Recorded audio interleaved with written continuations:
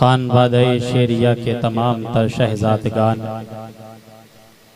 कुतुबुल अक़ताब conference में मौजूद तमाम सामाईन, हाज़िरीन, अस्सलामु अलैकुम व रहमतुल्लाहि व बरकातुहू। अल्हम्दुलिल्लाह अल्हम्दुलिल्लाहि रब्बिल आलमीन वस्सलातु वस्सलामु अला सय्यदिल अंबियाइ वल मुरसलीन व अला आलिहि व अस्हाबिहि अजमईन। अम्मा बाद फ़अऊज़ु बिल्लाहि मिनश शैतानिर रजीम। बिस्मिल्लाहिर रहमानिर रहीम। क़ाल अल्लाहु तबारक व तआला फ़िल क़ुरआनिल मजीद वल फ़ुरक़ानिल हमीद। इक़रा बिस्मि रब्बिकल्लज़ी ख़लक़। सदक़ल्लाहुल अलियुल अज़ीम व सदक़ रसूलुहुन नबियुल अमीनुल करीम व नहनु अला ज़ालिका लमिनश शाहिदीन वश्शाकिरीन वल्हम्दुलिल्लाहि रब्बिल आलमीन। आदमियत को नए तर्ज पे ढाला जिसने, डगमगाते हुए इंसान को संभाला जिसने, हर बुराई को किया देश निकाला जिसने, कर दिया मशरिको मगरिब में उजाला जिसने, उस ही इंसान को महबूबे खुदा कहते हैं और नाम सुनते हैं तो सब सल्ले अला कहते हैं। पढ़े बावाज़े बुलंद अल्लाहुम्मा सल्ली अला सय्यदना व मौलाना मुहम्मद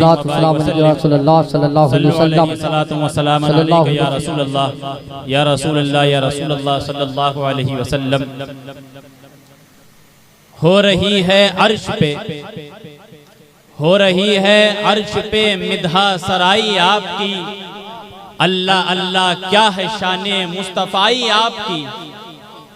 हो रही है अर्श पे मिधा सराई आपकी। अल्लाह अल्लाह क्या है शाने मुस्तफ़ाई आपकी। और अर्शो कुर्सी और ये लौहो कलम की बात क्या, अर्शो कुर्सी और ये लौहो कलम की बात क्या है। खुदा भी आपका सारी खुदाई आपकी, बेशक खुदा भी आपका सारी खुदाई आपकी। और बारगाहे मुस्तफ़ा की शान और रिफ़अत वाह वाह, बारगाहे मुस्तफ़ा की शान और रिफ़अत वाह वाह। हूरो गिल्मा भी कर रहे हैं गदाई आपकी, गिल्मा भी कर रहे हैं गदाई आपकी। और ला रैब तेरी रूह को तस्कीन मिलेगी। आज जिस कॉन्फ्रेंस में हम हाजिर हैं और जिस कॉन्फ्रेंस को सजाया गया है, उसका मकसद था कुरान अजीम पढ़ करके जो तलबा आज फारिग हो रहे हैं, उनकी दस्तारबंदी के जश्न के मौके पर कुतुबुल अक़ताब कॉन्फ्रेंस का आज इनेकाद किया गया है। तो कुरान अजीम के ताल्लुक से डॉक्टर इकबाल क्या कहते हैं? कहते हैं कि ला रैब तेरी रूह को तस्कीन मिलेगी। तू कुर्ब के लम्हात में कुरान पढ़ा कर और आ जाएगा इकबाल तुझे जीने का करीना, आ जाएगा इकबाल तुझे जीने का करीना। तू सरवरे कौनैन के फरमान पढ़ा कर, कौनैन के फरमान पढ़ा कर। अजीज़ाने मोहतरम, मैं आपके सामने बहुत तवील गुफ्तगू करने के लिए हाजिर नहीं आया हूँ। बड़े ही मुख्तसर वक्त में बड़े ही जामे और माने अल्फाज के ज़रिए कुरान अजीम की रोशनी में अपनी गुफ्तगू को आपके सामने पेश करूँगा। उससे कबल एक बार दुरूद पाक पढ़ें। अल्लाहुम्मा सल्ली अला सल्लल्लाहु अलैहि वसल्लम। खुतबा मसरूना के बाद इस आयत मुबारका को मैंने पढ़ा। उसमें अल्लाह रब्बुल इज़्ज़त इरशाद फरमाता है, इक़रा बिस्मि रब्बिकल्लज़ी ख़लक़। पढ़ो अपने उस रब के नाम से कि जिस रब ने तुम्हें दुनिया में मबूस किया। जिस आयत मुबारका को मैंने पढ़ा है, कुरान अजीम की सबसे नाजिल होने वाली सबसे पहली आयत, जिसको हम और आप सूरह इक़रा के नाम से जानते हैं।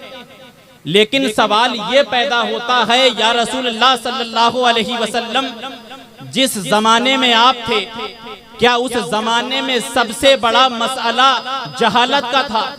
तो तारीख के जब हम और आप उलट पलट करते हैं तो तारीख हमें ये बताती है कि मक्का की सरजमीन पे सबसे बड़ा मसला जहालत का नहीं था, बल्कि मक्का की सरजमीन पे सबसे बड़ा मसला शिर्क व बिदअत का था।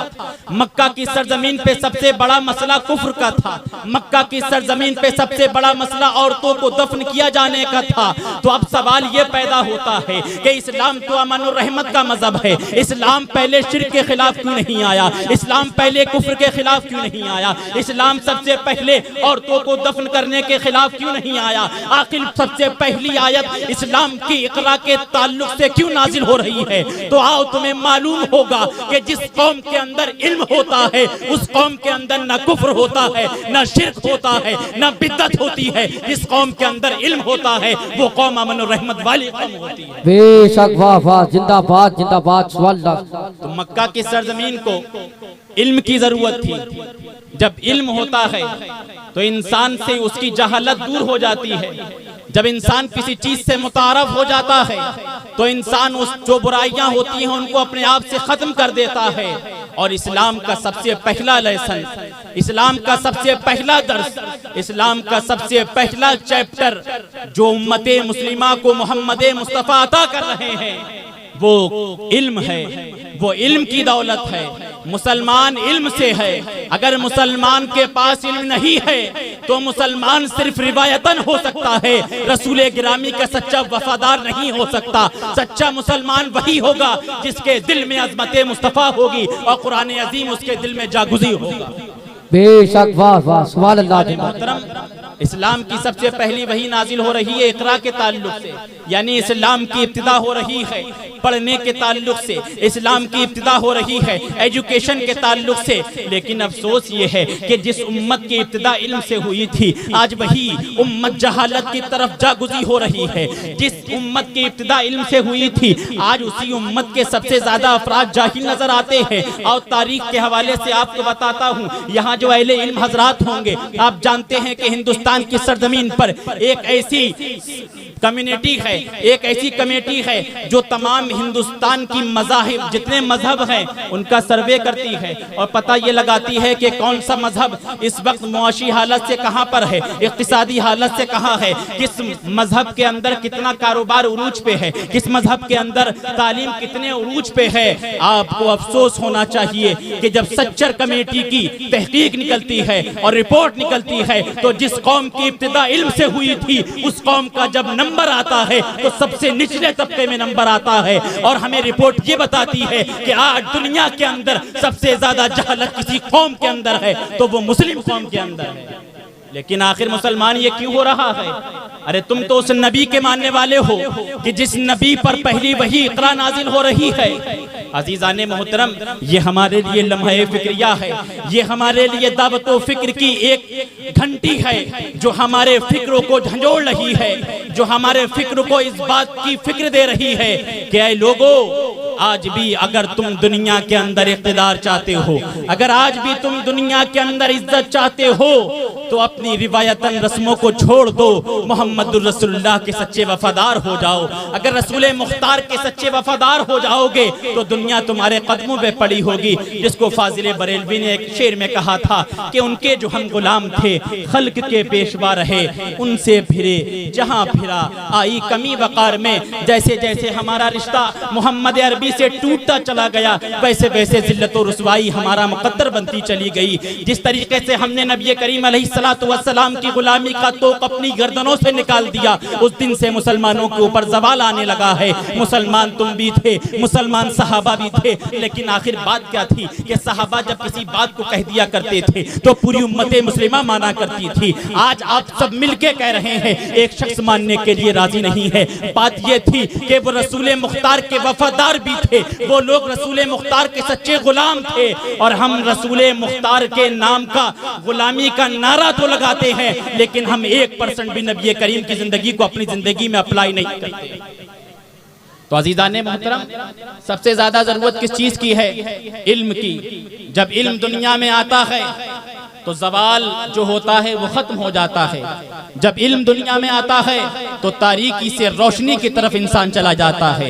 जब दुनिया में इल्म आता है तो इल्म आने के बाद जहालत खत्म हो जाती है, इल्म आ जाता है। लेकिन आपका एक सवाल ये होगा कि आज तो हम दुनिया में ये देख रहे हैं कि जितना बड़ा पढ़ा लिखा इंसान उतना बड़ा करप्टेड, जितना दुनिया आला तालीम हासिल कर रही है दुनिया में उतना करप्शन बढ़ रहा है।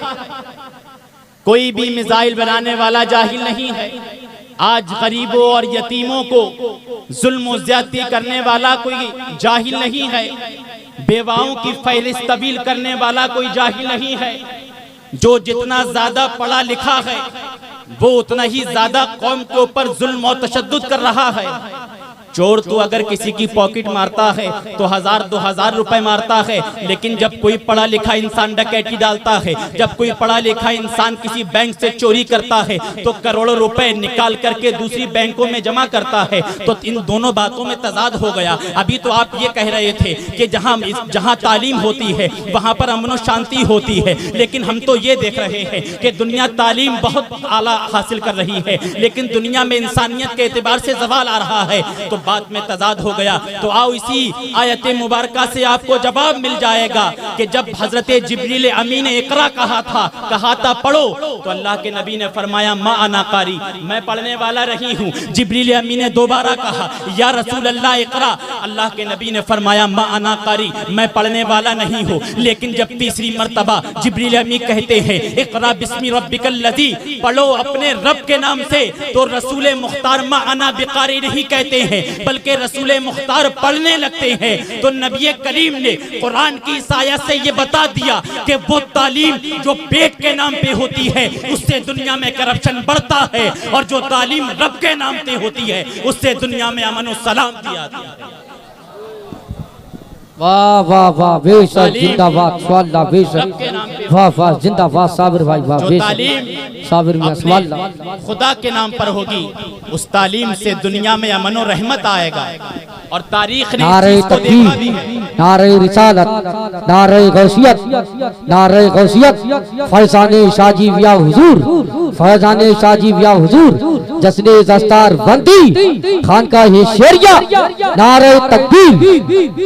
और तारीख ने इस चीज को देखा है कि जिन लोगों ने इल्म पेट के लिए हासिल किया और जिन लोगों ने इल्म रब के लिए हासिल किया, उन दोनों की जबानों में कितना फर्क होता था। मैं आपको तारीख की रोशनी में बताता हूँ। और तारीख को उठा करके देखो, 1932 के अंदर अमेरिका के अंदर जब शराब पी करके शराबी लोग बहुत ज्यादा अपने आप में बदतमीजी करने लगे, वहां एक्सीडेंट बढ़ने लगे, लोगों के अंदर तशद्दुद और जुल्म बढ़ने लगा, तो अमेरिका के हुक्मरान ने यह फैसला किया कि आज से शराब के ऊपर हम पाबंदी आयद करते हैं। लेकिन तारीख ये बताती है 1932 के शराब पे पाबंदी लगाने के बावजूद भी आज भी अमेरिका के अंदर शराब पे लही है, जाम पे जाम चलाए जा रहे हैं। आखिर वो भी तो तालीम याफ्ता लोग हैं, आखिर लोग उनकी कोई नहीं मान रहे हैं। और एक वो रसूल मुख्तार थे, एक वो सहाबा थे कि जब नबी करीम ने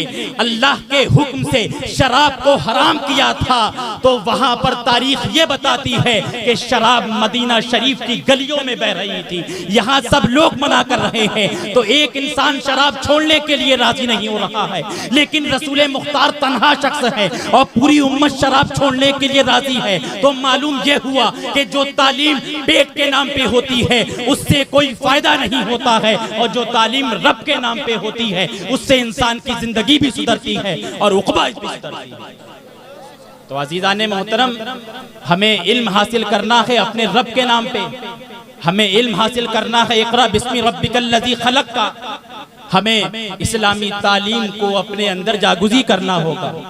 हम जहां अपने बच्चों को पीसीएस और डीएम और एसडीएम डॉक्टर बनाएं, आज वक्त की सबसे बड़ी जरूरत है कि आप अपने बच्चों को तालीम दीजिए और आला तालीम दीजिए।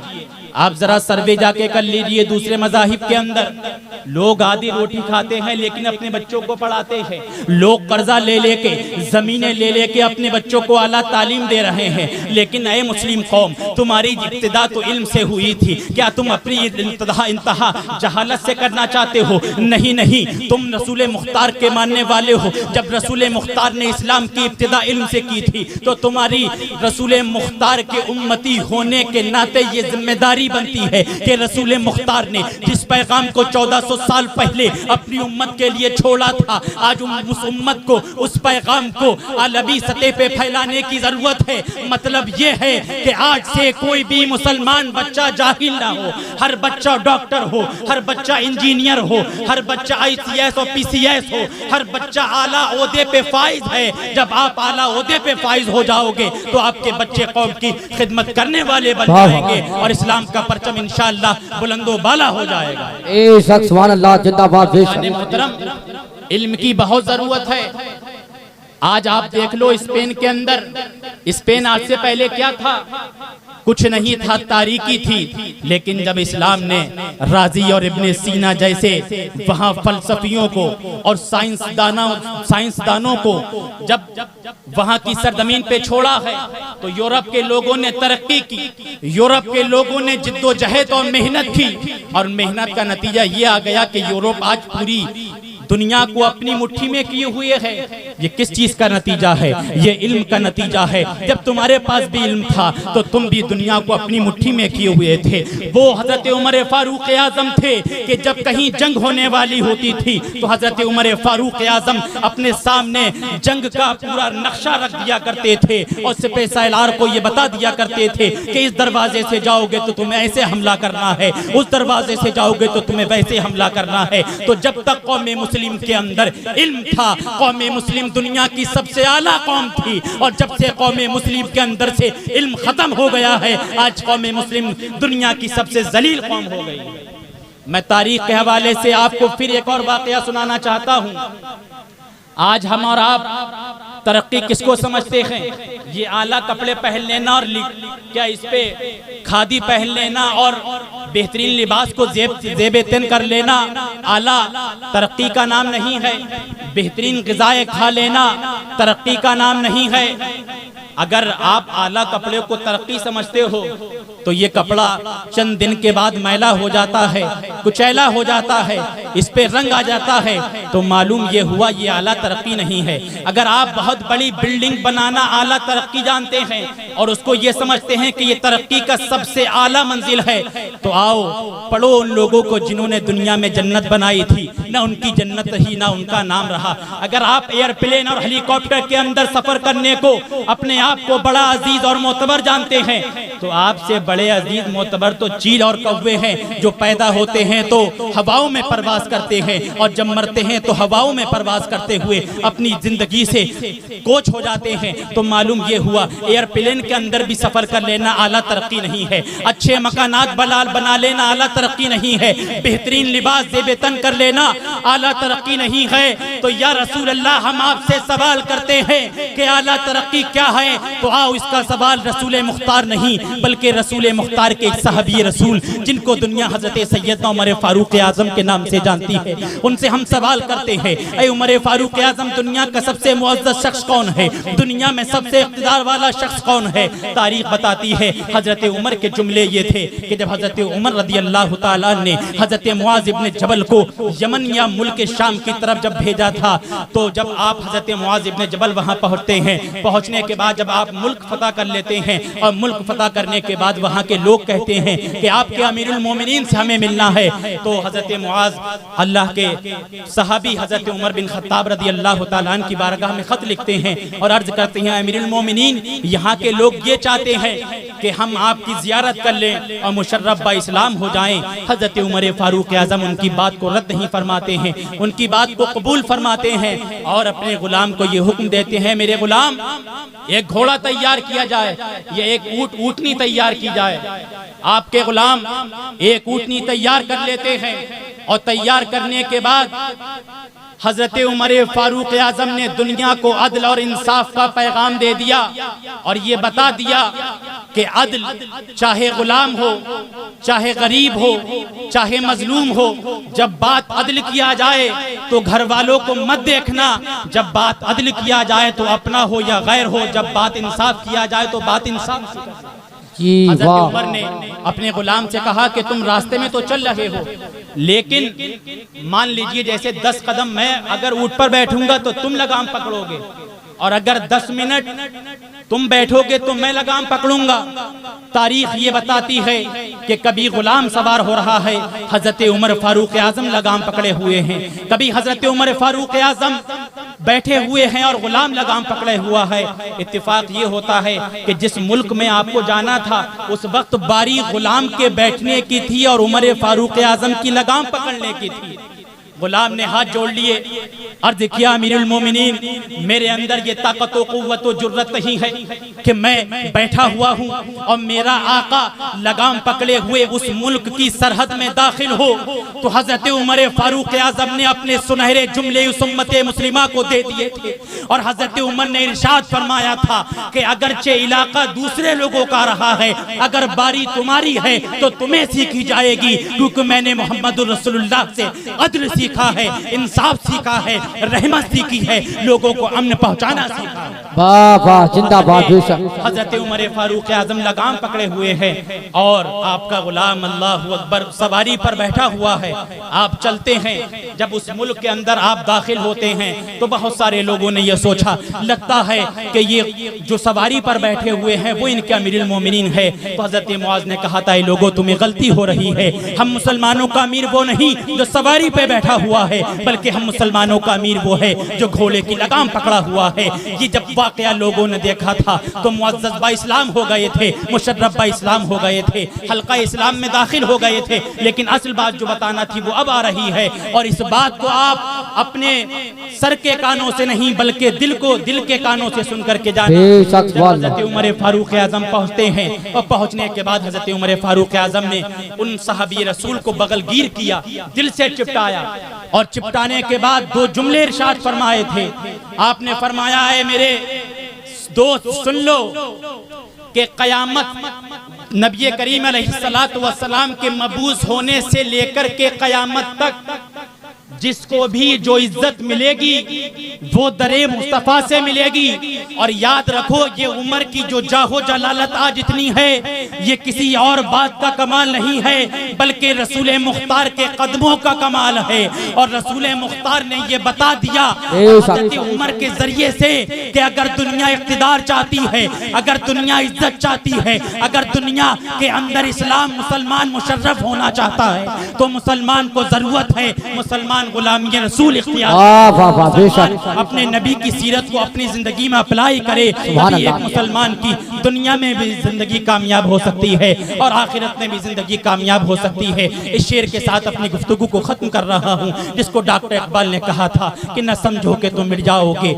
ए हिंदी मुसलमानों तुम्हारी दास्ता तक न रहेगी दास्तानों में, छोड़ के आपका दामन रहमत आका हमसे भूल हुई, खो दी अपनी कदर कीमत आका हमसे भूल हुई। बन गए सीमो जर के बंदे, तन के उजले मन के गंदे, दुनिया के ठुकराए हुए हैं तेरे दर पे आए हुए हैं, खोल दे अपना बाबे रहमत आका हमसे भूल हुई। वअक़ूलु क़ौली हाज़ा अस्तग़फ़िरुल्लाह ली व लकुम व लिसाइरिल वल मुमिनात इन्नहु हुवल गफ़ूरुर रहीम। अस्सलामु अलैकुम व रहमतुल्लाह। वालेकुम अस्सलाम व रहमतुल्लाहि व बरकातुहू। सुभान अल्लाह। दिल इस कदर गुदास के दुश्मन बदल गए, दिल इस कदर नारे तकबीर, नारे रिसालत, नारे गौसियत, नारे गौसियत, फैज़ानी साजी जिंदा।